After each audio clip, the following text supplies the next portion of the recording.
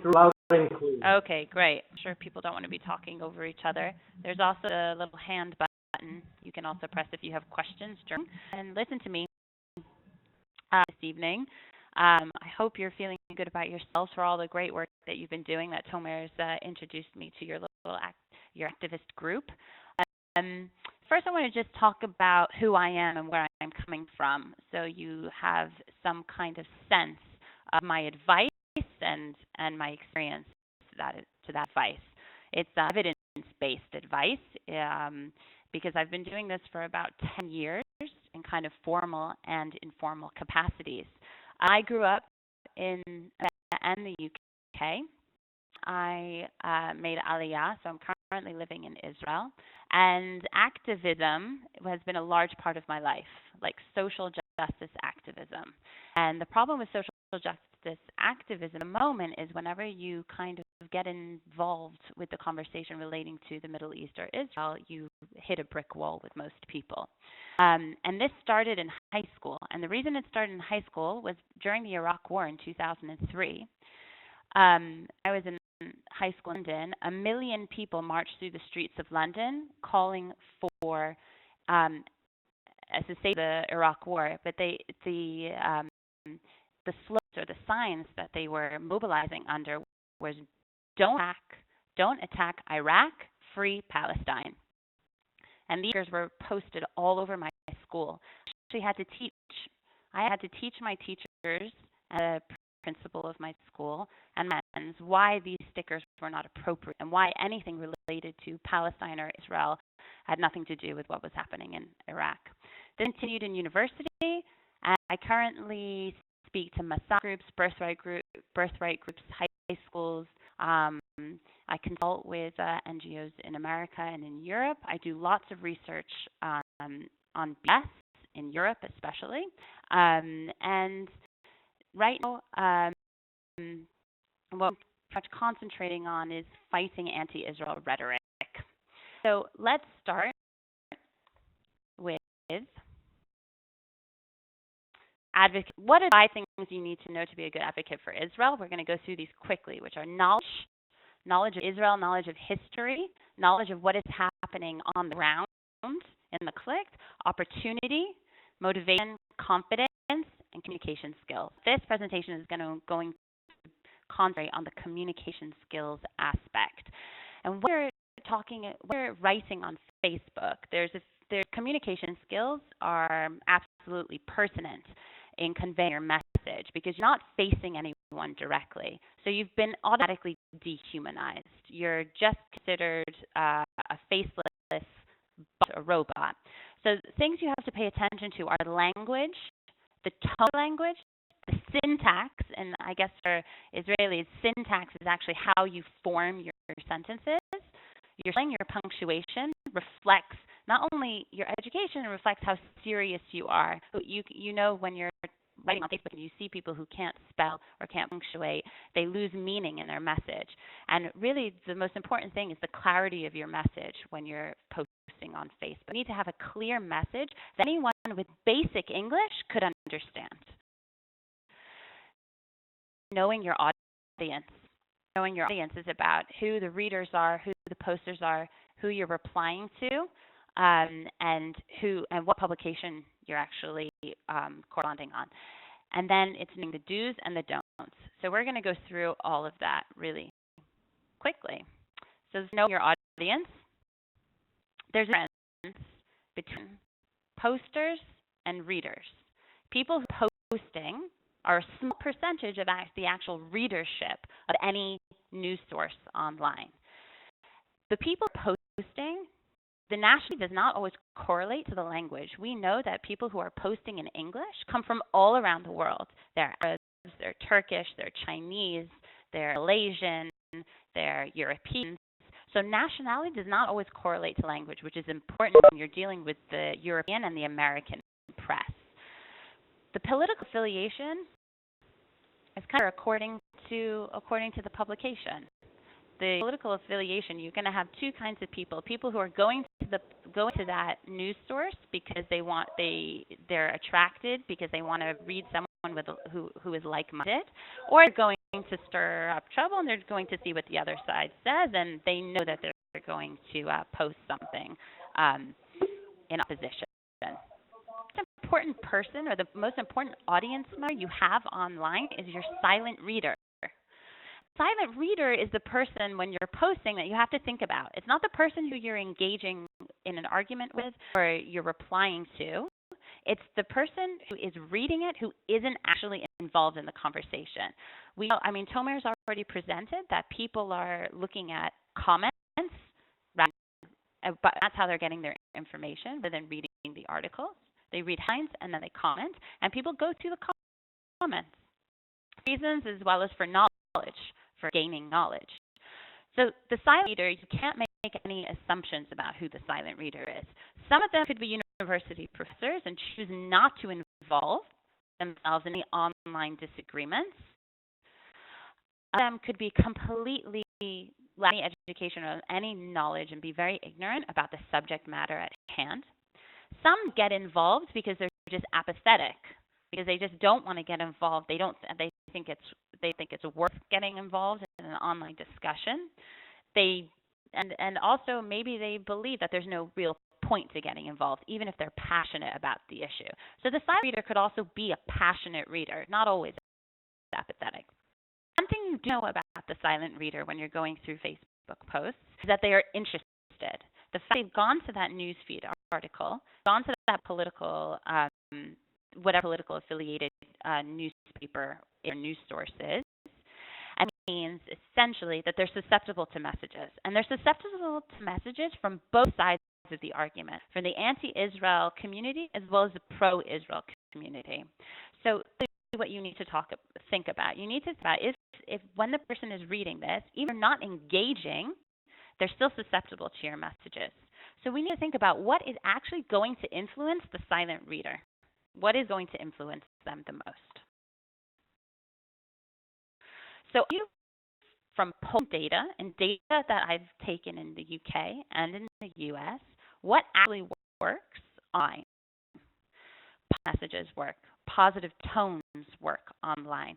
The silent reader responds to people who are positive, who look to the future, who don't see things in terms of a zero-sum game where there's clear winners and losers, who's not aggressive, and who actually writes some kind of positive message, not purely negative. Someone who can demonstrate empathy, someone who thinks about how the other person is feeling in the conversation, how the people within the article are feeling, demonstrating that they understand emotions. That works really well. Dealing facts and not rhetoric. And what that means is you don't overgeneralize, you don't make assumptions, you don't just use flat overall statements, but dealing in fact is really important. The other thing that really works is humanizing Israelis. When you say things like Israel does this, Israel wants this, Israel has done something, Israel has bombed, Israel has negotiated. Israel becomes a faceless myth, like an organization, like a multinational corporation. What it's really important to do is, if you can, every time you type the word Israel, humanize it. So when we talk about from Gaza, we don't talk about, Gaza attacking Israel. We talk about Israeli children, Israeli civilians, Israeli pedestrians, Israeli grandmothers, if you will, Israeli commuters. Every time you add a noun to the adjective Israeli, it instantly humanizes whatever that Israel is, and that really works. It's been shown that really works well. And it's also important that when you're posting, to humanize yourself. So you're not just posting as just a troll or someone who's looking out for a fight. You have to demonstrate positive emotions. You're making it personal by telling a story as to, I'm an Israeli father, mother, I'm an Israeli worker, I'm an Israeli campaigner, I'm an Israeli voter, I'm an Israeli taxpayer. And if you're not an Israeli, talking about friends and family in the region, or your connection as a Jewish person to the state of Israel is really important. It's also in your daily life and routine. So one of the most positive, really positive feedback pushback from an organization I worked for when they started a Twitter feed was they started talking about the rocket attacks falling on them when they were commuting to work. And it talks about Israeli commuters stuck in traffic. That really resonated positively for people in metropolitan areas who are also stuck in traffic on their way to work. So making it personal and humanizing Israelis and humanizing yourself is really important when you're posting on Facebook. One of the things, an example in here, is I'm grateful to the U.S. financing Iron Dome for saving my family and my and friends' lives. Now, that post was written in response to a negative post, which was about the U.S. increasing their aid to $40 billion a year to Israel. And that was the headline. And the people were talking about, the taxpayer being ripped off in America and taxes going towards war crimes in Israel. But when you have Israelis coming in, instead of saying, we have the right to defend ourselves, we, suffering things. When you say that you're grateful, you're demonstrating a positive emotion, and you're making it personal. There's been really positive results to that. That's what the polls are showing. Okay, so buzzwords and phrases which always work,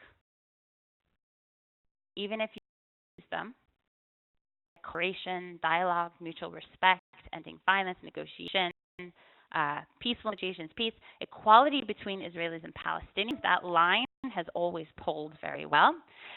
Line: Israel is invested in peace. 10 years ago, we used to talk about Israel wants peace.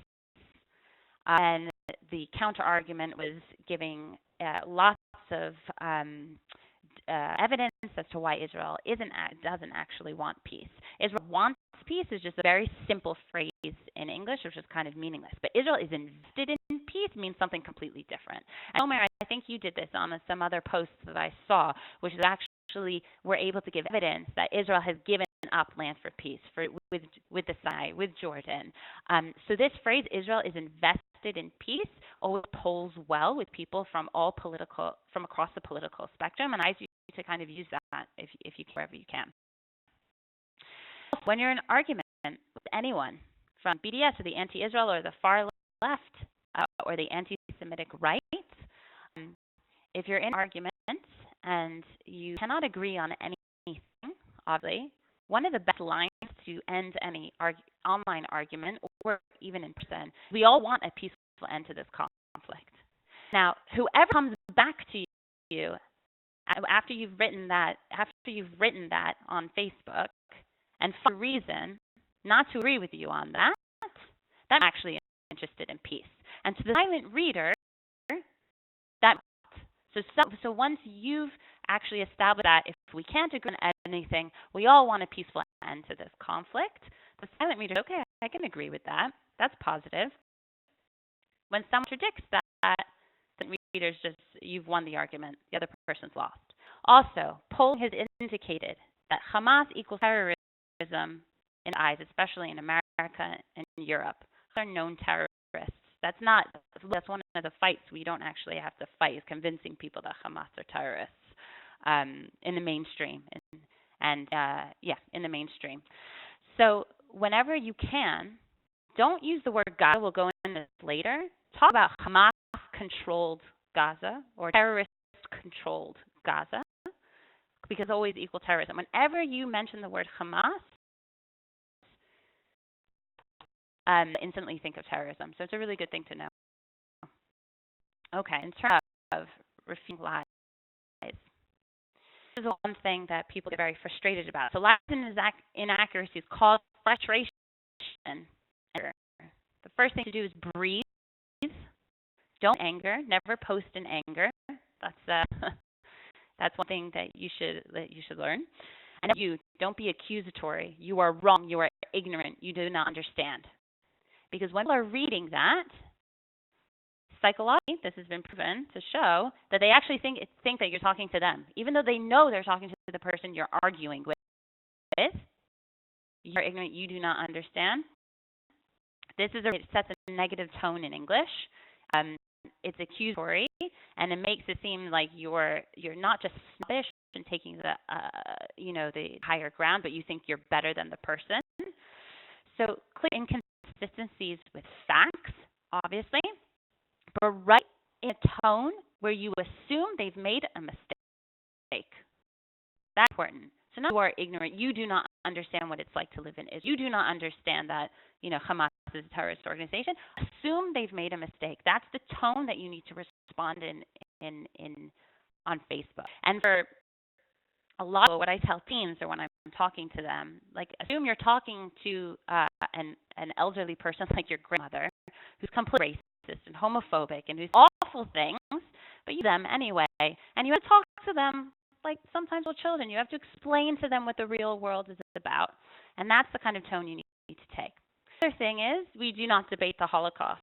It is not worth your time to debate the Holocaust. That's something that I would advise at all. So there's that. Okay, some more don'ts. Use charges of anti-Semitism very carefully. When you use the word anti-Semitic, it's something very powerful, but also plays into the hands of people who think Jews use the claim anti-Semitism or play that card, the anti-Semitic card, too much. And what they say is, of course, I'm allowed to criticize Israel. Criticism of Israel is not anti-Semitism, which is true. And we know there are thin lines about anti-Zionism and saying that everyone else deserves a country and has their right to self-determination except for Jews. We know that that's an anti-Semitic line. But use charges of anti-Semitism very carefully online. Avoid hostile tones and defensiveness. Don't use personal attacks or name-calling. Never be sarcastic. Sarcasm does not translate to people who do not speak English very well. Can I just add something here? If you use the anti-Semitism, then it's one of the answers is Arabs are also Semites. So I can't be anti-Semitic because I'm a Semitic person. So this word is maybe to use something like a Jewish or something like that, not the actual word anti-Semitic, because then you go to waste your time on trying. And the anti-Semitism, a German word that was specifically for hatred of Jews. Exactly. Look, there's a little bit of a touchy subject for me because my father wrote a book on Judeophobia and trying to introduce this word. And Judeophobia didn't catch on, and I don't think it works. Anti-Semitism, for people who write, for people who say I'm a Semitic person, I think the answer to that is exactly what you've said. Anti-Semitism, and reading it with a hyphen, as I've done now, anti-Semitism, one word, is also really important.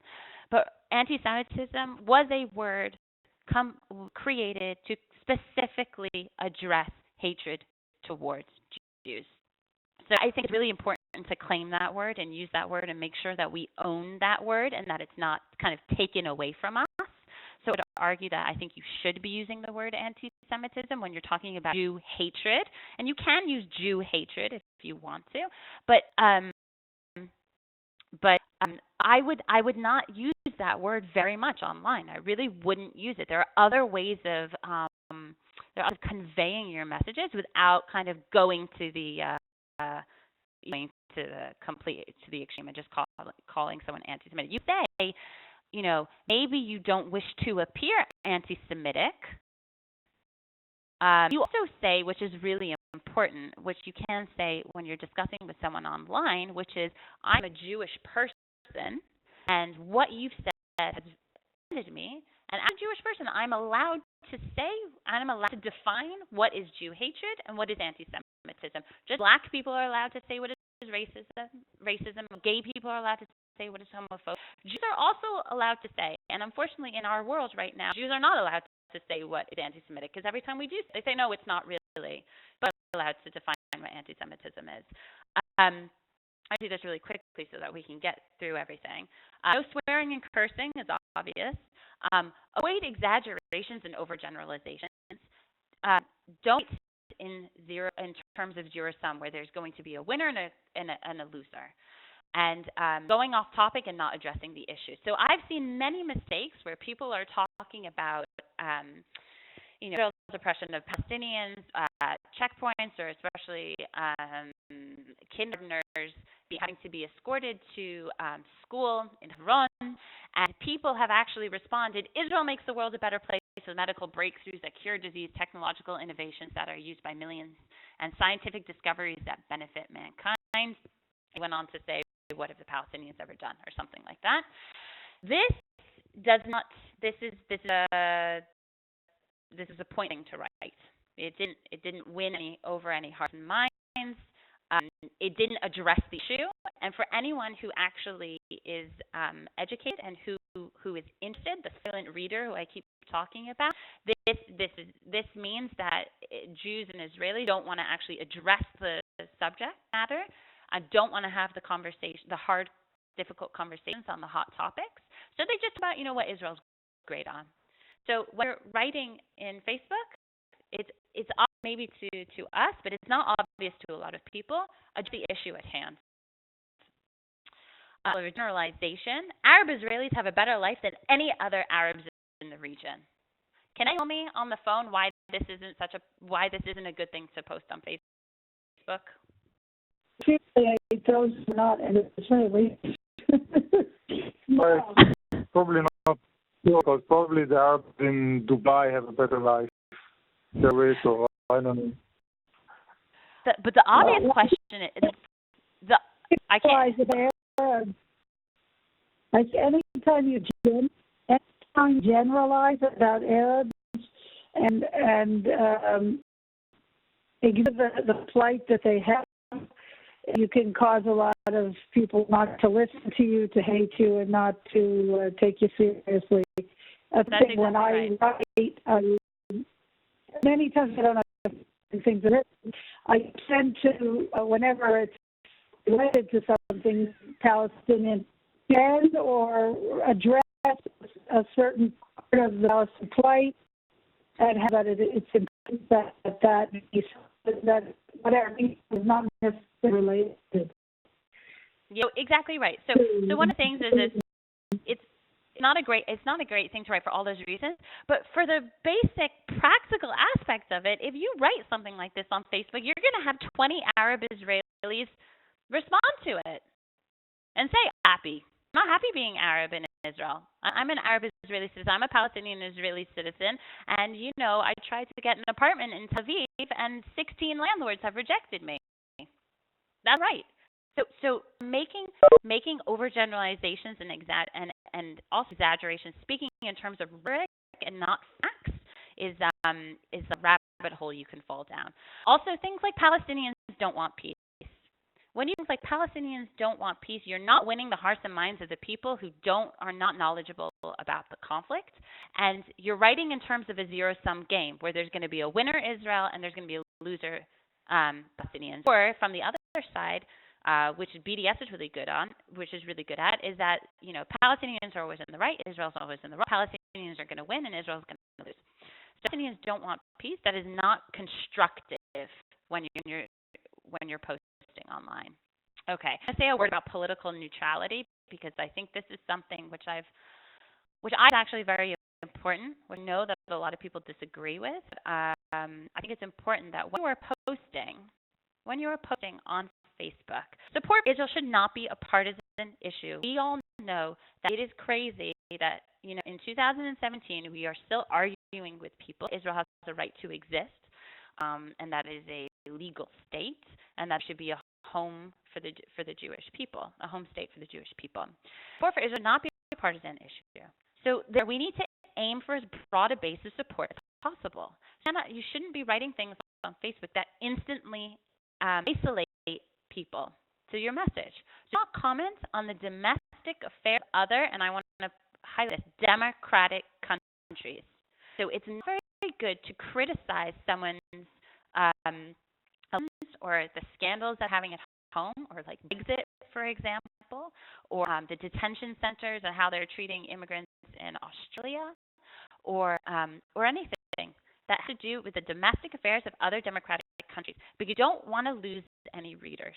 You don't want to lose anyone who might be on your side. Now, if they are not from a democratic country, then I think it's fame.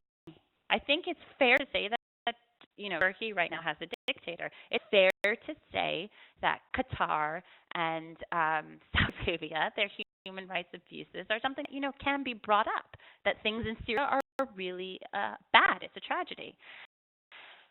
Do political parties or leaders.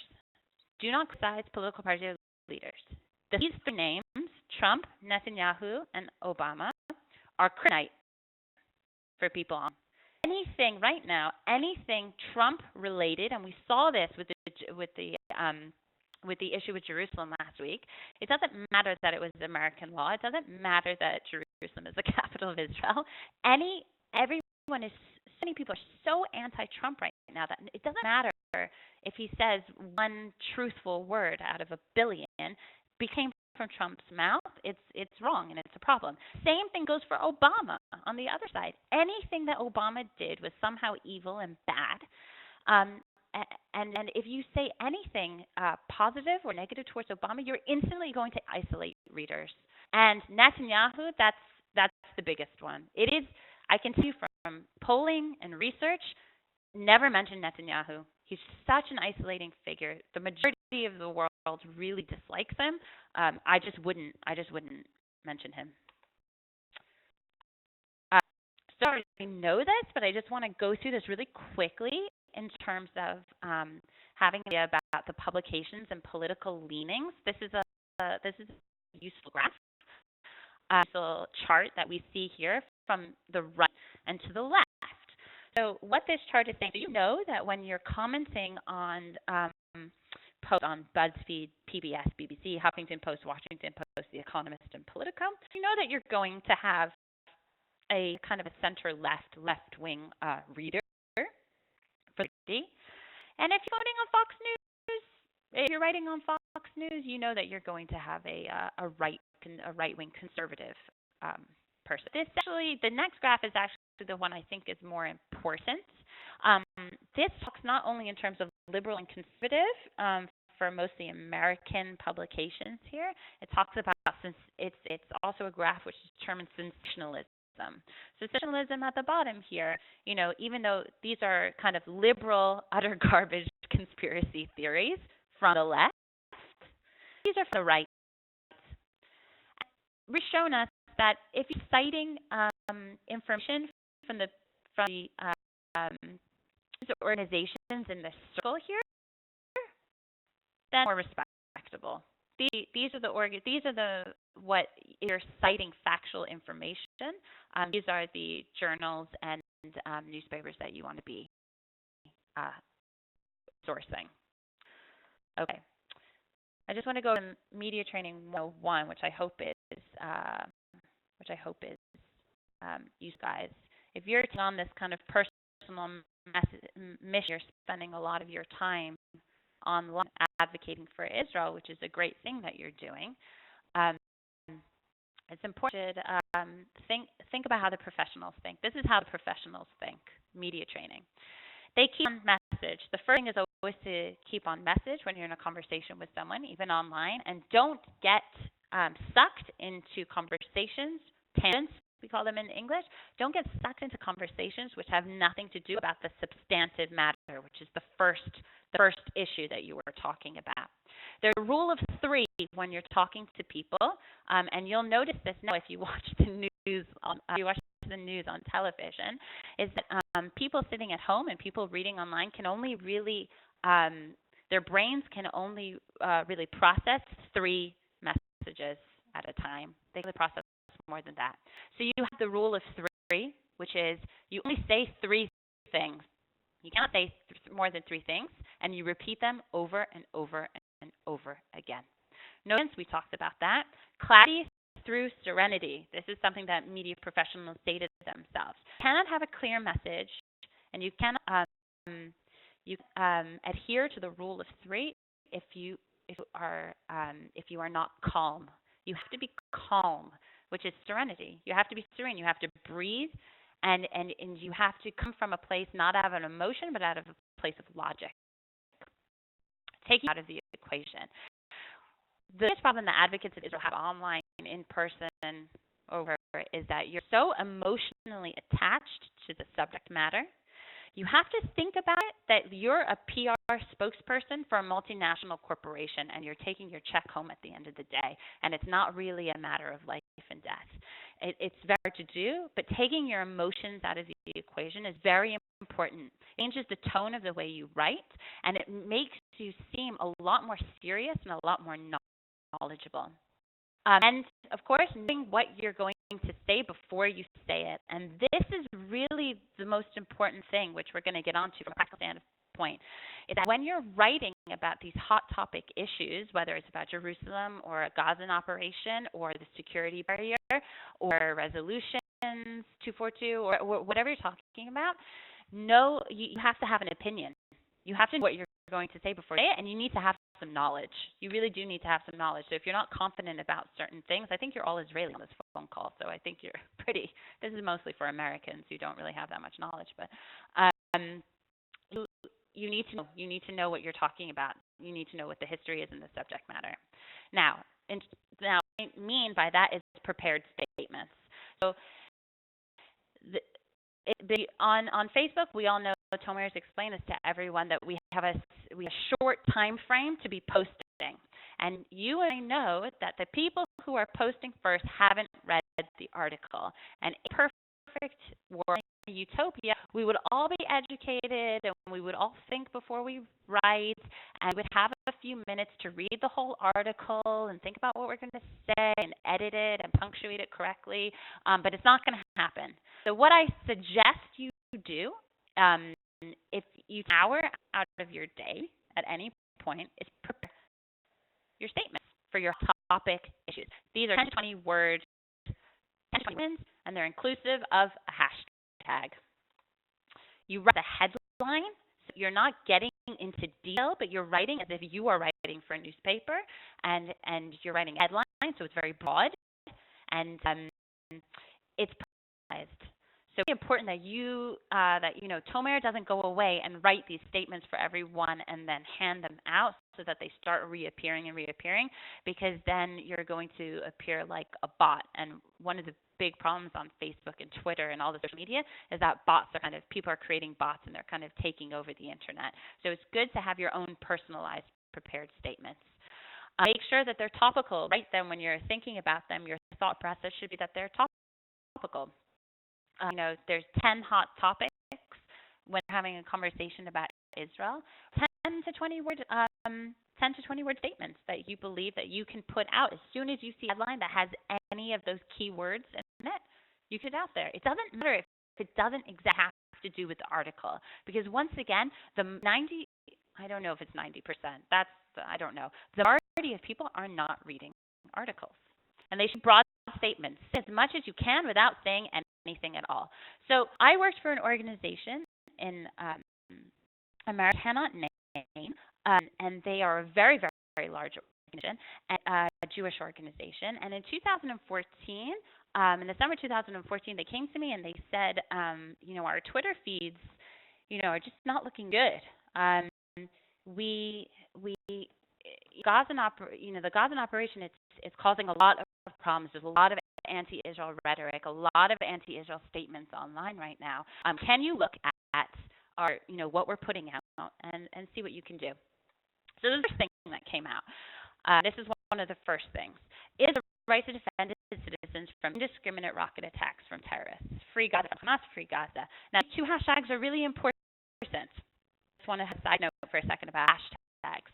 Gaza from Hamas was a useful pro-Israel hashtag that came out in recent years, but it's small. Not a lot of people aren't using it, but it's still an important hashtag to have, because there's probably only about 10, maybe less, pro-Israel English hashtags, and there are literally hundreds of anti-Israel English tags. There are even more in Arabic, I can tell you that, and there are lots in Spanish. Spanish doesn't really have any pro-Israel hashtags.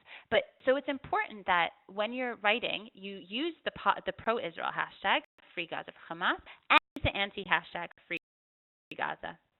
Besides, are going to see it as well. And then they're going to learn that this is our hashtag, and it's getting ground. So citizens from indiscriminate rocket attacks from terrorists. there's this per se. There's really nothing wrong with it. It's fine. It's true. Um, it's okay. It's okay. It's common. You'll see it a lot. Another one is ruled by a terrorist organization. With that, nothing wrong with it per se. Doesn't make me feel anything. It doesn't. It's bland, but it's fine. Gaza builds terror tunnels underneath Israeli houses. Yeah, but this organization wasn't getting the response that they wanted. They wanted to. It felt that the non-Jewish allies that they had were not reacting well to what they were posting. Can anyone tell me what they see as not problematic, but what is, but change it yourself?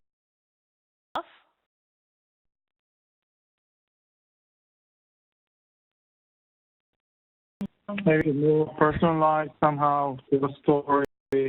What were you saying the problem was?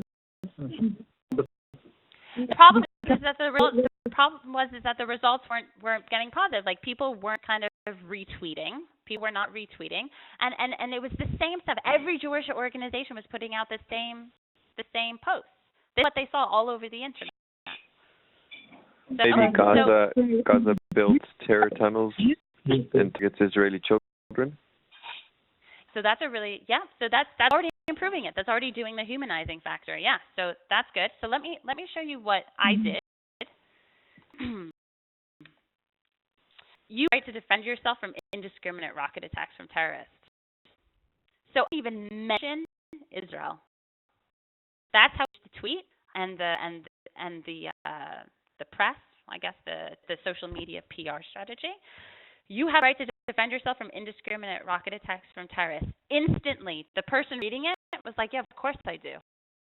Of course I do. It's not Israel always. It's not always it's a conflict. It's about if rockets are falling from the sky, you have the right to defend yourself. It doesn't matter where you are in the world. That is a basic human right. Gaza are controlled by Hamas terrorists. So it's not just what we said about talking about Gaza. Gaza runs rules a terrorist organization. Rules Gaza or something. Gaza is ruled by a terrorist organization. That's what it was. Palestinian lives in Gaza are controlled by Hamas terrorists. So immediately you break down what the hashtag Free Gaza from Hamas was trying to do, was that it's not Israel versus Gaza, it's Israel versus Hamas, and lives are being controlled by Hamas, and Palestinian lives are not always guilty, are not always innocent. They're normal people like us, and Palestinian lives in Gaza are controlled by Hamas terrorists at the moment. As well, I always talk about Hamas. So not just Gaza builds tunnels under Israel. That's meaningless. There's no emotion in that. That's a foreign conflict that doesn't have anything to do with you as a reader in in Sweden or in Italy. Hamas tunnels from Gaza aim to keeping Israeli families in their beds.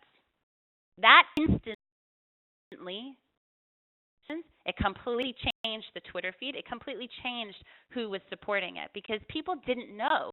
People think about tunnels. They don't know what tunnels are. Maybe they drive through the Lincoln Tunnel in New York. They send products through the channel between France and England, or they think about smuggling tunnels. That's what they always think about when they think about Hamas tunnels. They don't think about terrorist tunnels, and they don't really know what that means. But Hamas tunnels from Gaza aim to kill sleeping Israeli families in their bed. Now, I'd actually even change that a little bit more, but if you're on a word limit, these are the kinds of things that really work. Another example of hot topic, Jerusalem. Jerusalem is Israel's eternal and undivided capital! Jerusalem has been the capital of Israel since 1948. It's time the world accepted it. Jerusalem is the capital of the Jewish state. Every country has the right to choose its own capital. Okay, we probably saw last week and that we heard. There's nothing, it depends where you're posting. You have to think about who your audience is in the news feed, about the political affiliation. It's all about what your background is, if you tend towards the left or the right, if you're conservative or not, if you're religious or not. pretty much the statements we've been seeing everywhere. The thing about Jerusalem as a hot topic is that people really, really, really don't know that Jerusalem didn't know Jerusalem was the capital of Israel. And a lot of people don't know. They really believe it's Tel Aviv. So it's important to remind people of that, obviously.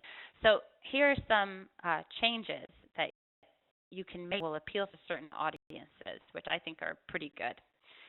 Jewish turn towards Jerusalem to pray and have done so for 2,000 years. Instantly, it's about a connection to Jerusalem that is beyond politics and is beyond the modern era and beyond the present day. It's Jewish people turn towards Jerusalem to pray and have done so for 2,000 years. Jews face Jerusalem to pray just as Muslims face Mecca. That is really important. That actual tweet was posted recently, and it kind of it got a lot of attention. Especially from Muslims, because they didn't know. They didn't know that Jews face Jerusalem to pray just as Muslims face Mecca. I actually posted that on a Gazan Facebook. I follow some people who try and do kind of like positive social justice things, and one of them posted that they, Jerusalem is theirs, and they're not going to give it up, and they're not going to do it. And I actually included this in one of my messages, and I got something like 30 positive responses to it. Jews face Jerusalem to pray just as Muslims face Mecca. Jerusalem is the cultural, spiritual, ancient, and modern capital of the people of Israel. Something that's nice to not just use Jewish, but people of Israel. This really works well with Christians, Americans, Israelites, the people of Israel. They like that. Since 1948, Israelis have protected the holy sites in Jerusalem and welcomed people of all faiths to visit them. It's also really important, highlighting freedom of religion and freedom of assembly in a democratic state, with actually saying the tired phrase, it is a democratic state. And what's actually, to a person reading, Israelis have protected the holy sites in Jerusalem and welcomed people of all faiths to visit them. That's something positive. They want to know. They didn't know that, or they want to know that. That instantly kind of changes the tone of the conversation, makes it positive. Palestinians and Israelis will discuss Jerusalem in a final status agreement. Nothing has changed on the ground. That's also something that's really important to mention. Nothing after Trump's announcement. Nothing changed on the ground, and people, the whole entire world kind of erupted in protest, because I guess they just learned that Jerusalem was the capital of Israel, and it's an emotional issue, and of course it's used as an issue to detract from domestic, scandals in these countries. But Palestinians and Israelis will discuss Jerusalem in a final status agreement. Nothing has changed ground. It's not accusatory. It's not talking winners and losers. It's just factual, and it's a good neutral tone there. Even if you don't agree with it, it's a good tone. It's a good tone to set. Okay, so this is a conversation. It's a little hard to read. I tried to crop it so it's a little bit easier to read. So he wrote to Stan, it is unfortunate, but the whole world sees what a nitwit Erdogan is. Apparently some Turks see it as well. Soon you will see it too. Okay, so that is fine. It's fine. I wouldn't use you can say something like Erdogan is a dictator. It's not a democratic country anymore, so you can criticize it. I believe it. Apparently some Turks see it as well.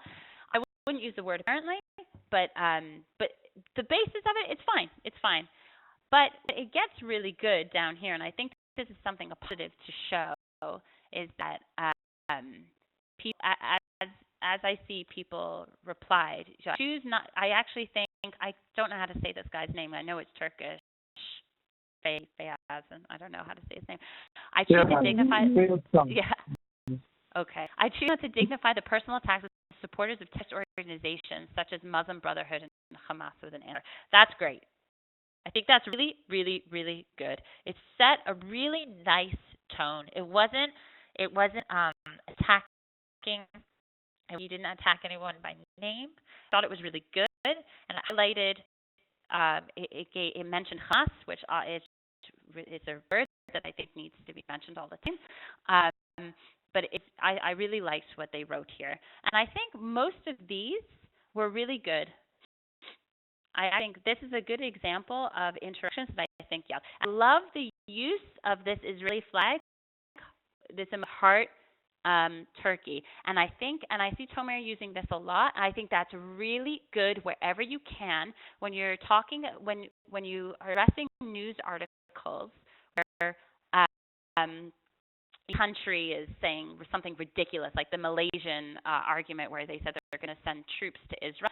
When you talk as an Israeli and say, I'm an Israeli and I welcome everyone from Malaysia to come visit and see the beauty of our country, or I believe Israel should have good relations with this country, irrespective of who their leaders are or what's going on domestically there, it instantly humanizes you. It humanizes Israel, and it shows you're putting goodwill out on the internet. And I actually think for people who don't speak English very well and people who are going through these comments very quickly, it stands out. And I just think it actually really works. I think it's really good. There's another one here I saw, which is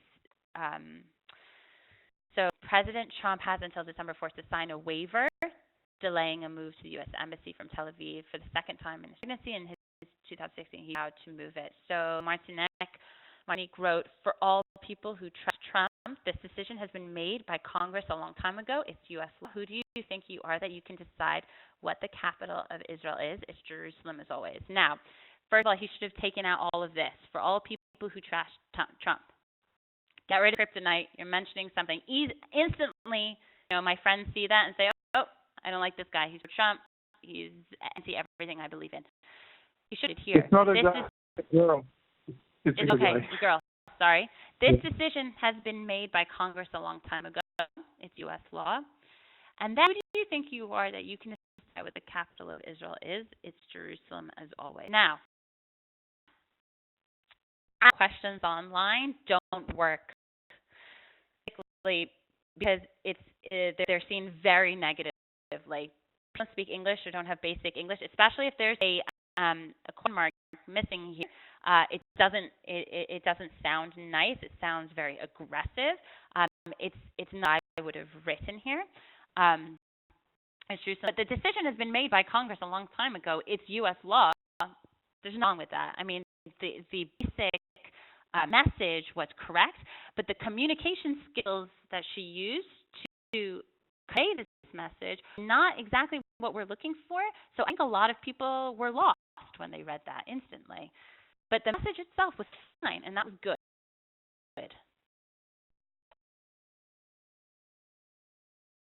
This is the Malaysian one. That's exactly what I was talking about. Okay, I included it. Muslim country that isn't even in the Middle East says it's going to send troops to Jerusalem, which is hilarious. Response perfect. Welcome to establish diplomatic relations with Israel and our embassy in Jerusalem. Even without mentioning the embassy, Malaysians are welcome. And the heart, the flag. And then with Michal here, in fact, a group from Malaysia visiting Israel right now, enjoying the beautiful city of Jerusalem. Fantastic. Perfect. Positive. This isn't about Israelis going after these people. This isn't, showing how, Just information, Jessica, Michal is also my. Yeah. I have two different personalities. One is Michal and one is Tomer.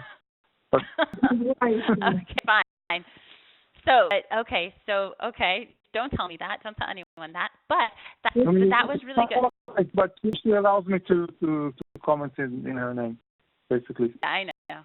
Okay, I know how it works in marriage. But that was great.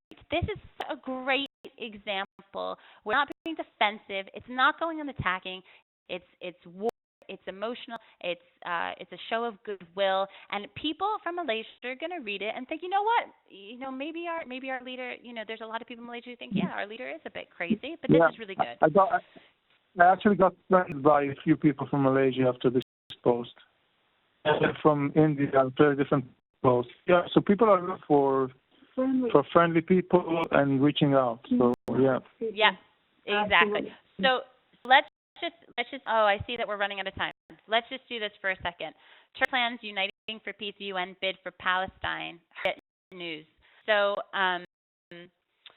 this is a headline from yesterday. So first of all, the first thing you have to do is you have to unpack what the headline is saying, and you also have to look at where it's published. Patriot News, if you don't know it, it's a kind of secular, center-left Turkish newspaper. It's for people who are kind of American, Turkish Americans, people who are part of the intelligentsia. It's a good one to go on for Israel and talk about Israel and talk about people, or Israelis loving Turkey. It's really Turkey plans uniting for peace, UN bid for Palestine. It's a ridiculous headline. It's a ridiculous operation that Erdogan is putting on. Instead of going after Turkey, saying, you know, your leader's a dictator. This is another, you're criticizing America for saying what should happen to Israel, and now Turkey's trying to do the exact same thing. You're hypocrites. The best thing for that is to do exactly what you did in the Malaysian article, is to talk about Israelis welcoming Turkish people, having, you know, good relations with them. Okay, Palestinians no longer accept U.S. as mediator. Abbas tells summit. Okay, so this is a difficult one because you already know from The Guardian who your readership is going to be. It's going to be hostile to Israel. They're going to be left, center, left readers. Now, does it have any ideas of what they would put here?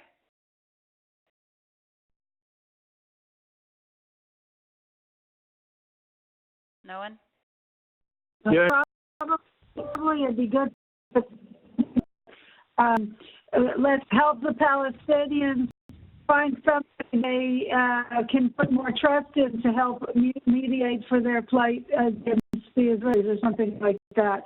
Something where you're taking the side of the so-called opposition and sympathizing with it. Another option is just to remind that Abbas is on the 11th year of his four-year term. He's not a democratically elected person.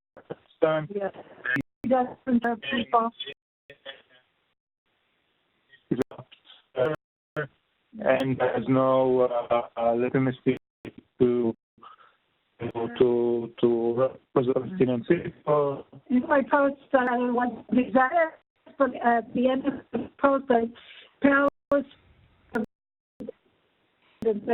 Israelis and Palestinians, all inhabitants of the region want maybe both Palestinians and Israelis or something like that.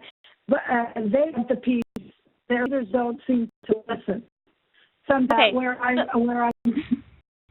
Yeah. Good. So those are good for conversations when you're getting further down the newsfeed. But for your first initial conversation, when you look at this headline, Palestinians no longer accept U.S. as mediator, Abbas al-Samad, who is that going to annoy? People, exactly, Americans. I'm reading it. Surprisingly, a lot of Americans I support that and say, and blame. I don't want to say the word, but they blame him. So that's exactly right. So because anti-Trump people are going to be like, look at what Trump's done to the world. Now everyone's losing faith in us. You go back to your hot topic sheet and you talk about change of leadership. So you talk about the leadership of Abbas, how he's not democratically elected, but it's more, you have to talk about the U.S. as an institution, as a country, where your response to this should be, it doesn't matter who the leaders are, the U.S. should be a mediator because the U.S. is the only superpower in the world. Another way to maybe to say it is the U.S. is the only negotiator that succeeded to bring peace to the Middle East with Eastern Jordan, and no one else has any. Exactly right. So you go on the U.S. You pick up on the U.S. You don't have to criticize about. You don't have to criticize Palestinians, but you pick up on the U.S. and you say the U.S. has done this. The U.S. that's the message. The negotiations are going to be between Israelis and Palestinians. Let them decide it. But the leader is going to be the U.S. First of who is in the White House. What article that they were talking about? He did. The U.S. is now disqualified for being a mediator, and my view is that the U.S. It's something is most invested deeply about or isn't who the leaders are, that the U.S. should definitely be part of the mediation process because they care the most, something like that. Yeah. So yeah, that's another angle. Okay, this one. The Palestinian double amputee killed by Israeli sniper. Now, if you're going to go onto Al Jazeera, I mean, you're going on time, I think. But Al Jazeera is for the most confident among you to go to calm down and to get involved with. I actually had no idea. I was really stumped at what to do about that Palestinian double amputee because I think this is a no-win situation.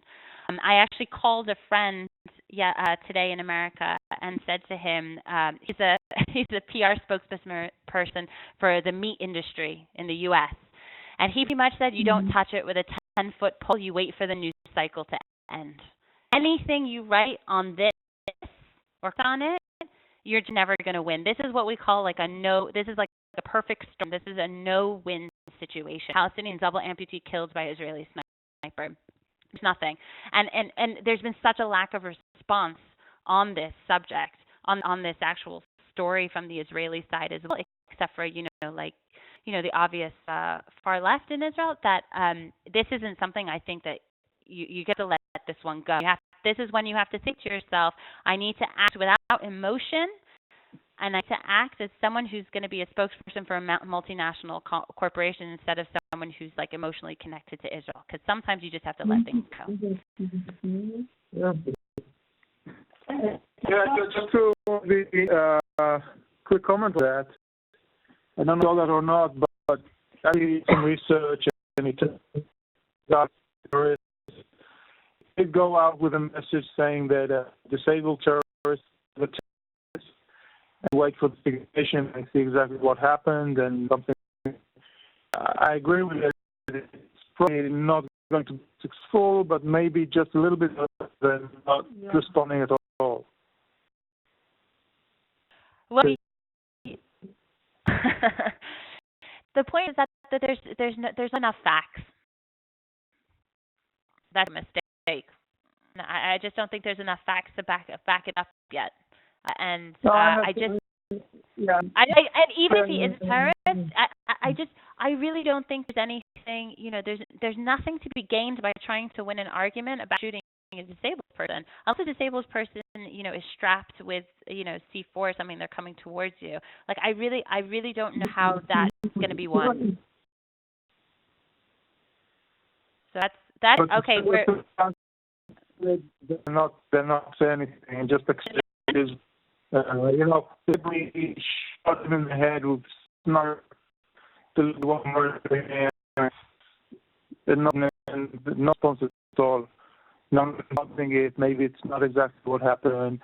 Let's see. It's way to impact similar accusations to false. At least try to doubt it a little bit.